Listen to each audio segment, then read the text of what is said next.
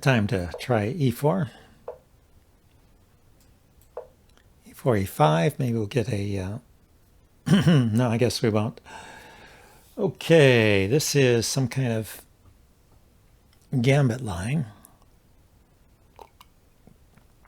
I forget if this is the elephant gambit or not.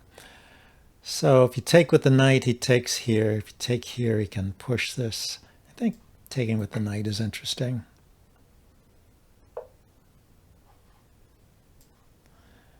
And you can defend the knight there. Now there's a threat. The queen can come out and threaten this pawn. Or you could develop the bishop with the threat. Guess he might just trade, huh? Take the knight and then trade.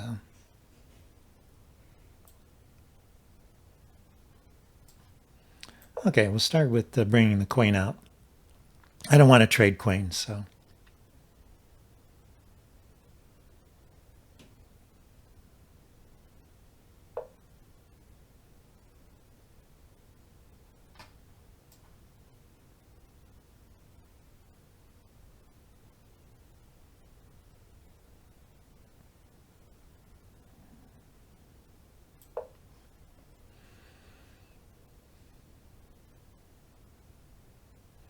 Then I'll develop the bishop. So I don't mind trading queens in this situation.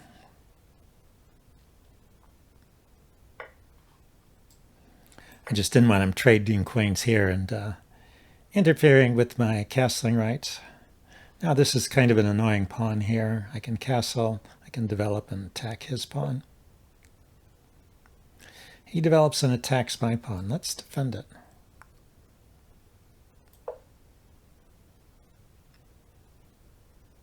It's an annoying pawn because it prevents his knight from developing to a natural square. He defends. Let's castle.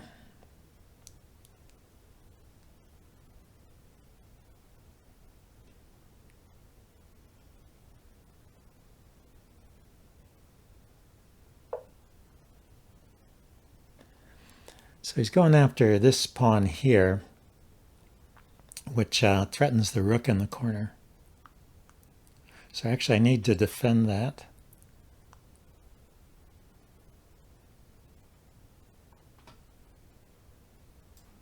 I can do it this way and then I can kick the knight.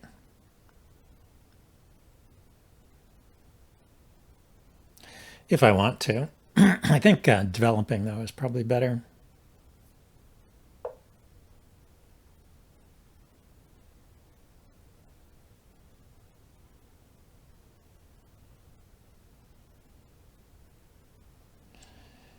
Yeah, let's start to put pressure on his pawn.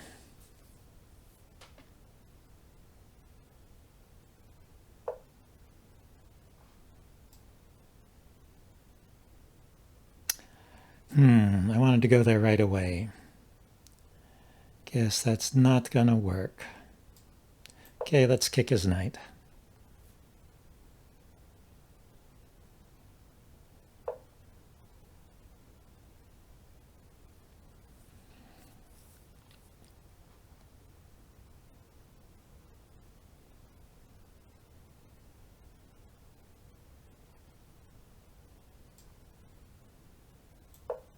Kick his bishop next, I guess.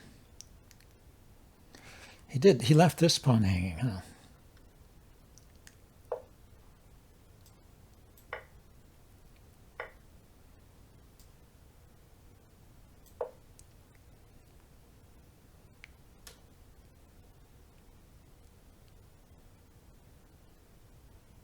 So yeah, I missed my chance to exploit his situation.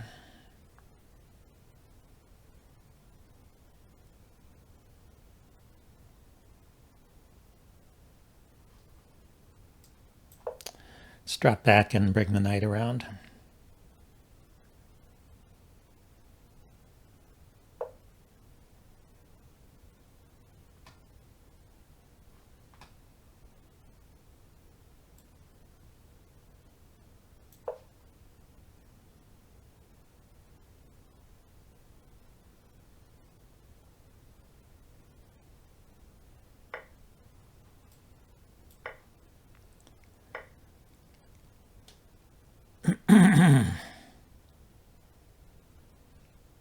Yeah, I thought I was going to get something out of that.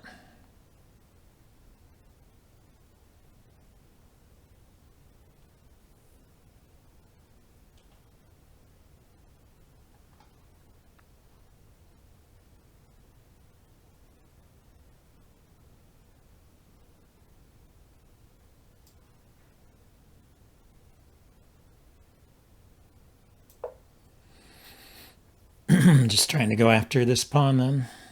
But also there's this check here.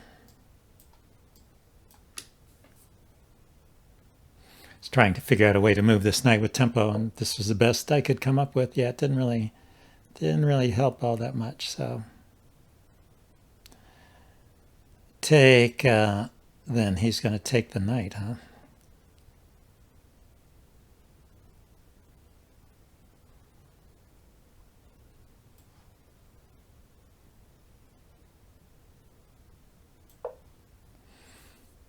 Let's go ahead and do the check first then.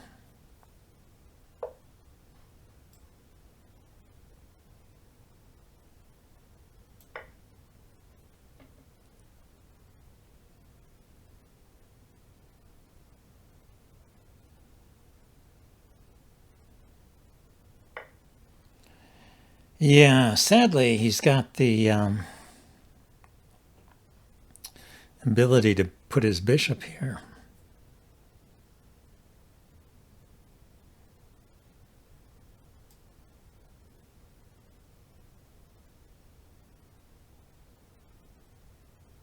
Oh, no, he puts his bishop there. I just take the pawn.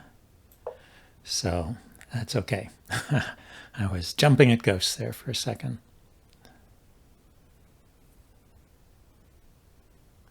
So we just came out even, although I have the bishop pair, I guess. He's going to mate me, huh? Better stop that.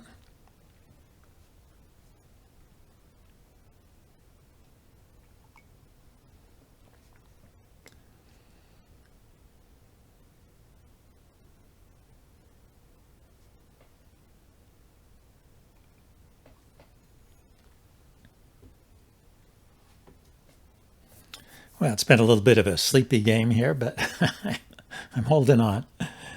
Let's see, maybe I'll do better in the rapid section.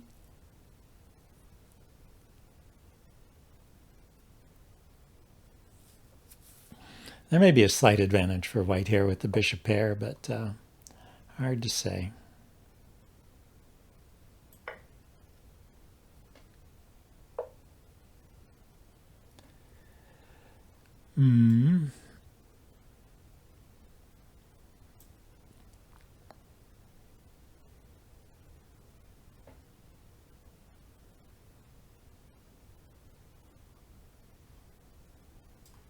Okay, he's attacking my bishop, so I'll attack his. How about?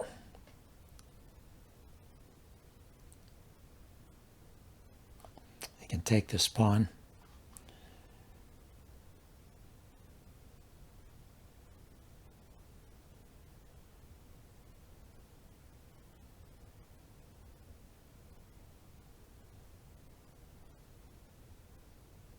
Bet he was going to win this pawn if I just moved my bishop, so it felt like a counter threat was the thing to do.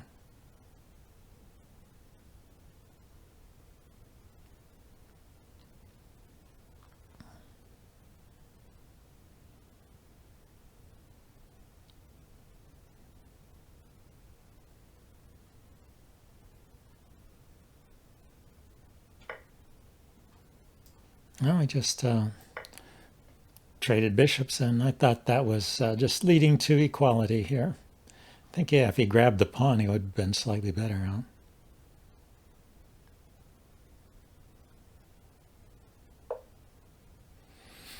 huh? So he's not interested in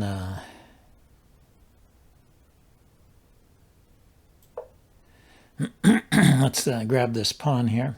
Maybe I should have gone here.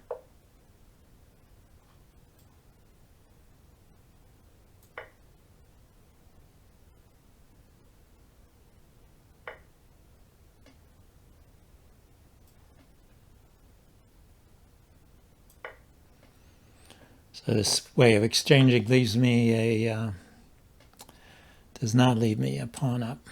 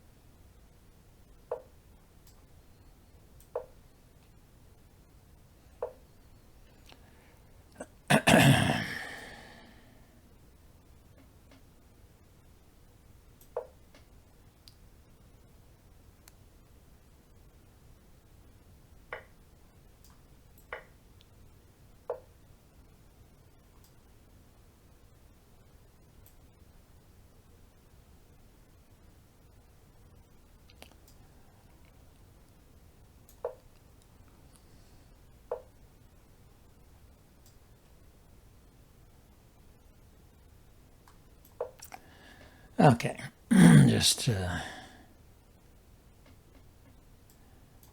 guy's being a right pain.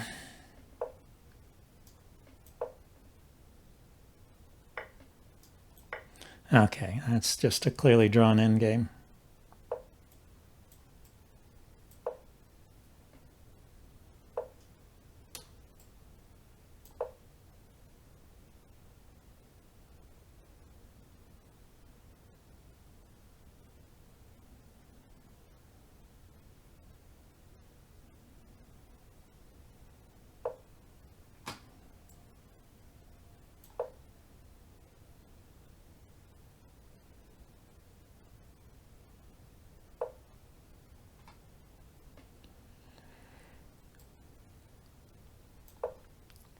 Okay, well, maybe I can get a superior king position here if he lets me.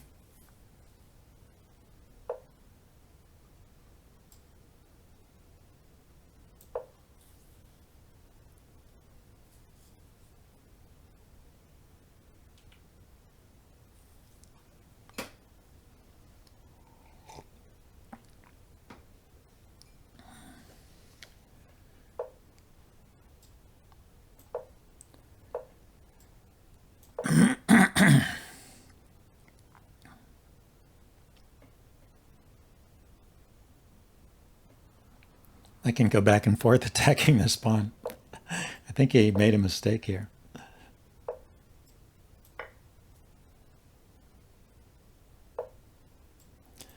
Yeah, I don't know, he seemed to be trying to win when it was a drawn position, and he got himself into trouble. I guess he didn't really know how to play that endgame. Anyway, let's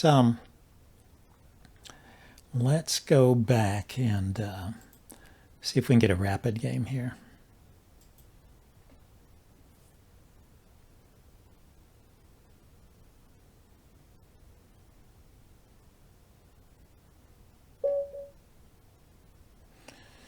Okay, I guess it's time for a d4. If I played e4 in the last one. Okay, we've got a Slav defense. Mr. Hamburg. I'm going to play a slow Slav where I just defend this pawn. Don't go for any tricky lines. Don't go for the pen. These are all playable, but you don't have to play them. And this is playable too. Although maybe, you know, at some level you're giving up some slight advantage that you might have had in the other lines. But my main objective is to get a position I can play.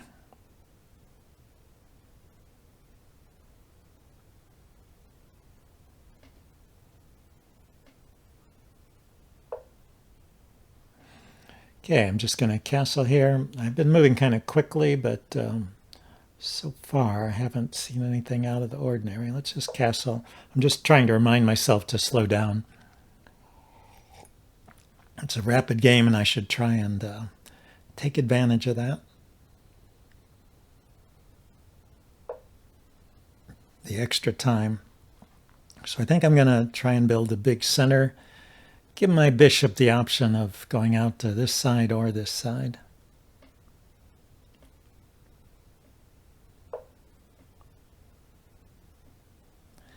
Now it's time to decide. I push. He takes, I take, he takes, I take. He brings the knight out. Drop my queen back. Don't have the light squared bishop to set up a battery, so there's no great attack on this diagonal. So seems like that trade is probably not the greatest thing. Another idea, I kind of like this. I think I'm going with it. It's bring my knight back, push the f-pawn forward, and then bring my knight out here. What is he going to do? It creates a weakness here, so he can hop in here with the knight. But I can chase it away from there. So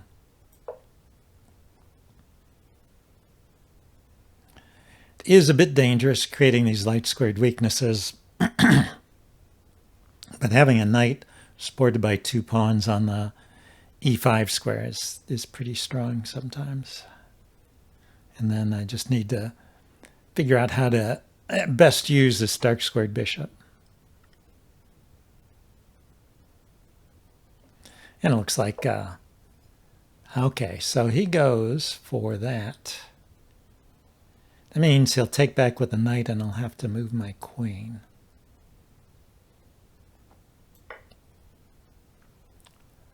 Unfortunate, but there it is.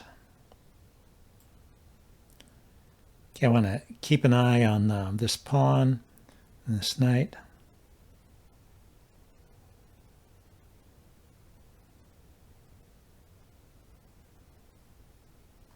So pawn takes, knight takes, knight takes, queen takes. And his queen is not getting in here. Rook, bishop, and queen are covering these entry squares and pawn. So yeah, maybe he'll bring his queen to the side. So now if I kick his knight and go back to plan A,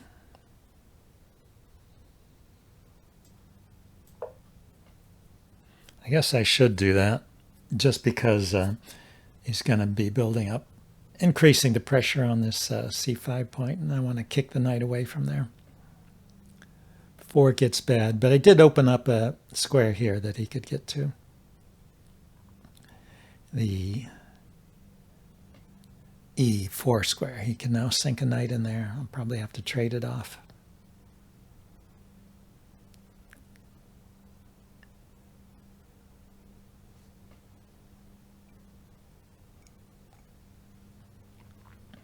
He could put his knight on g4 there, but I would kick it to alleviate the pressure here. Okay, so maybe bishop here.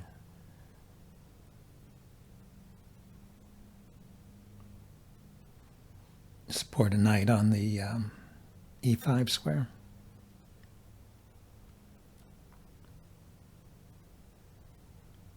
He does have a dark squared bishop. To watch out for that. Putting pressure here, put a rook here and a bishop here. Piling up on my backwards e-pawn. That's the weakness in this position here.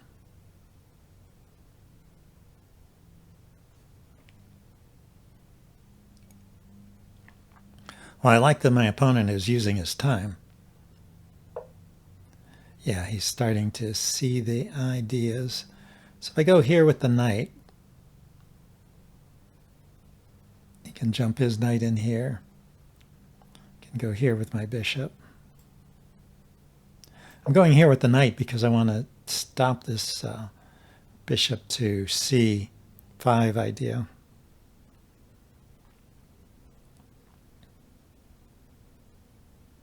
And I wanted to move the knight anyway to clear this diagonal for my bishop, my dark squared bishop. And yeah, he's going to sink a piece over here, looks like. Oh no, he's going to trade off my knight.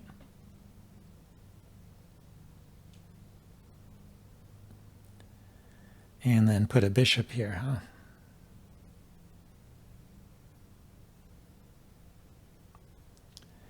Well, that's annoying. So I take, he takes, yeah, I can't even put a knight here.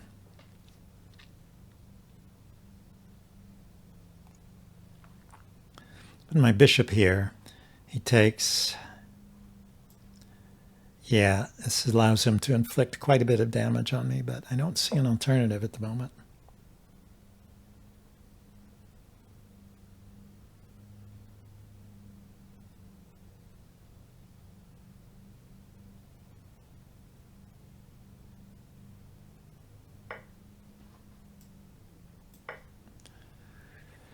Messed up pawns.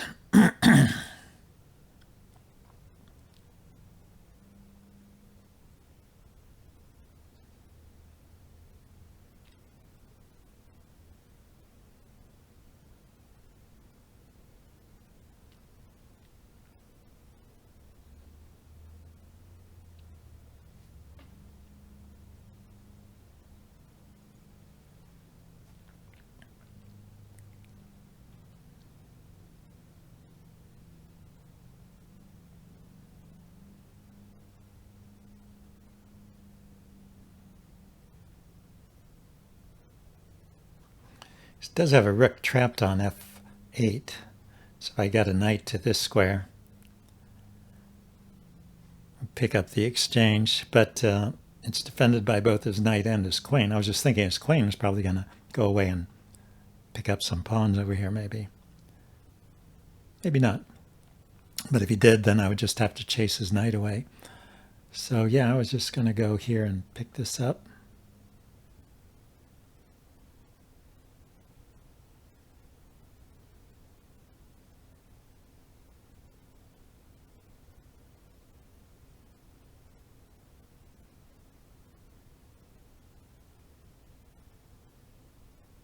Just looking at all the moves he has with the bishop to unveil a discovered attack over here.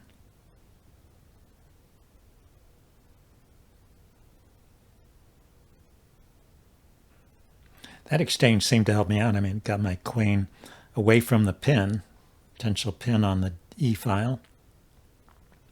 Brought it over here to protect my weak pawns.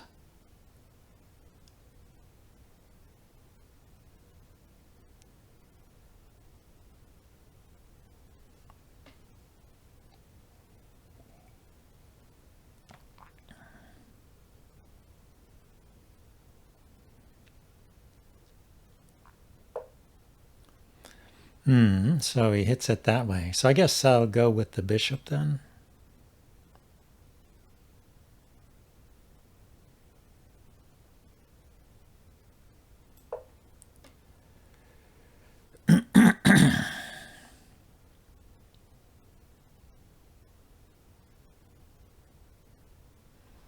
It's kind of a double attack hitting my bishop and my pawn, so maybe I had no choice there. He can push the c-pawn forward.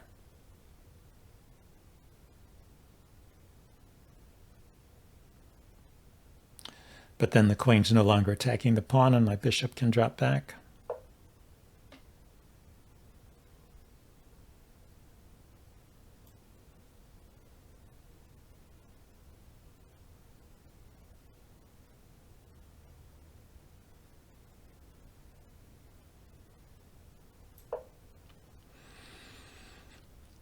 Still trying to get my knight to e5 here. The object of my play all along. Now the knight to e5 to d7 would fork the queen and the rook. I just have to chase away his knight.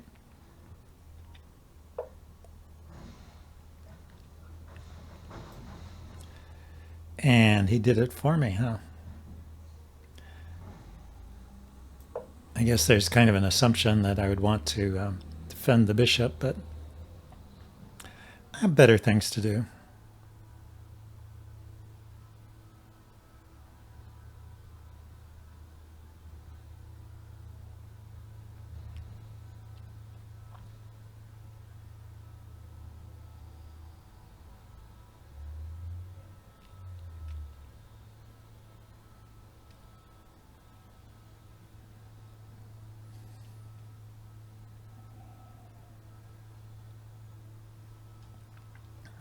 So yeah, it's kind of a complicated position. He could take my bishop and then pin my knight. And if I try to unpin by attacking his queen, he could just take my queen, because when I take his queen, it's not going to be all that useful to me. But he didn't do anything like that. So I can step back with my queen, step forward with my queen.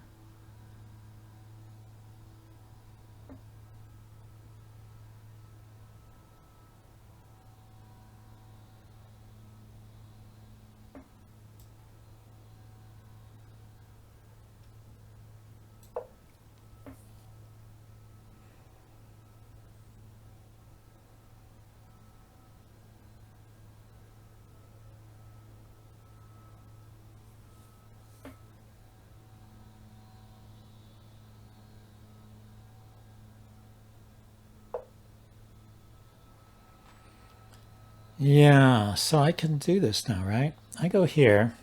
He moves the queen. I take the rook. He takes the bishop, but my rook is under attack. Go here. He moves the queen. I take his bishop first. I go here. He takes my bishop. I take his queen. He gets the rook. I get the bishop.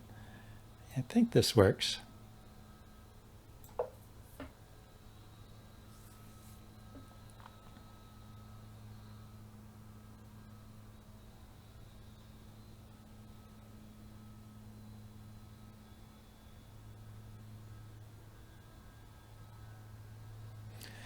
Maybe I don't gain any material. He moves his queen to attack my knight. And it gives me a choice of taking the rook or the bishop. But if I take the rook, then he takes my bishop, hitting my rook. Well, then I chase it.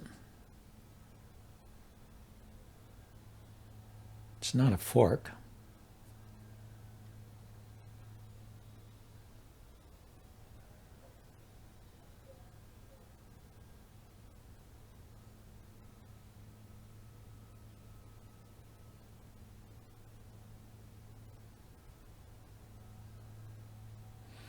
Could also take the bishop with check.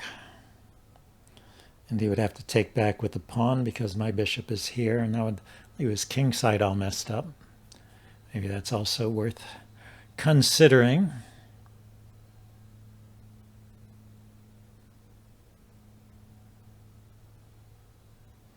So my e-pawn is hanging. Yeah, so he went there. So I could trade queens.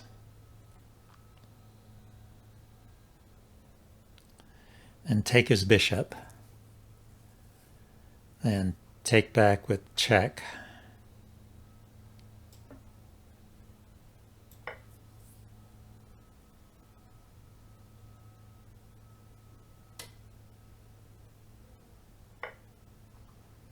Bishop takes bishop. His rook is still stuck.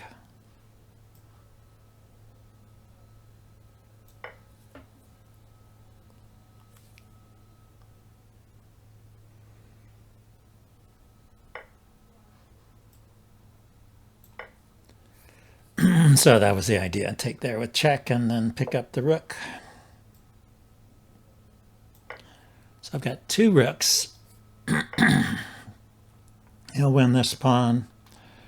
Why don't I round up these pawns so he doesn't have any passers?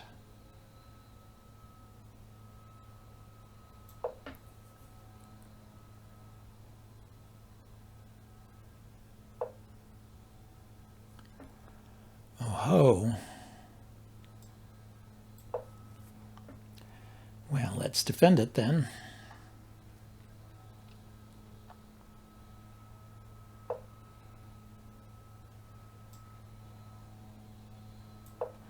So I can step up now that he can't put his knight there. So let's see, I can chase his knight away this way.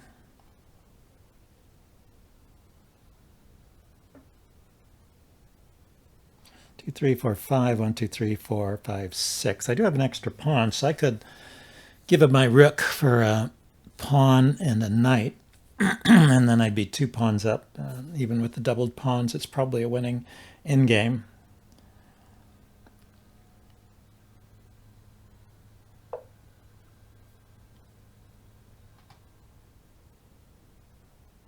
So if I check here and the king goes back, I can check and take the knight. So the king comes forward.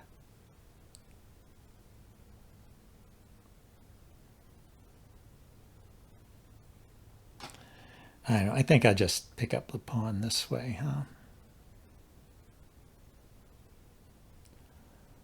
Or just get rid of his rook. And he resigned. Yeah, I guess we can take a look at this, the analysis board, see how it might have continued. Thought taking, yeah, they recommend taking here. If he drops back, and I just take this pawn and, I'm just slowly mopping him up. So he takes, and then the knight could come back here. Yeah, I was thinking probably stepping forward with the king. It says +4, +5.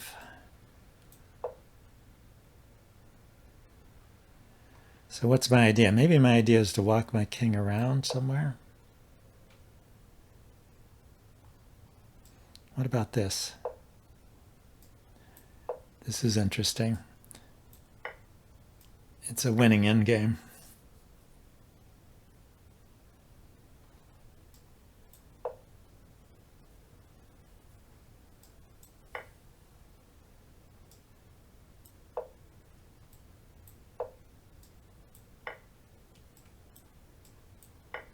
Yeah, I'm just breaking through before he can do anything on his side. So I guess that's not too hard to win. I don't have to worry about giving up the rook. The other way to play this, push forward here.